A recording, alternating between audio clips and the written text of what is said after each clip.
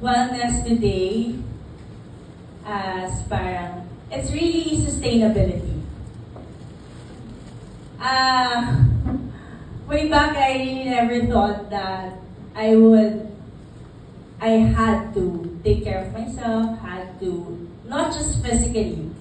Actually, kahit physically before, hindi din talaga namin masyadong inaalagaan yung sarili namin in a professional way, just because we really never thought that volleyball will extend after college. We would just be playing, putting out all the effort, and making sure na parang kahit may pain ka, you just go through it because we know that after college, wala naman kaming gagawin. So we just have to feel it. But now I'd say it's sustainability because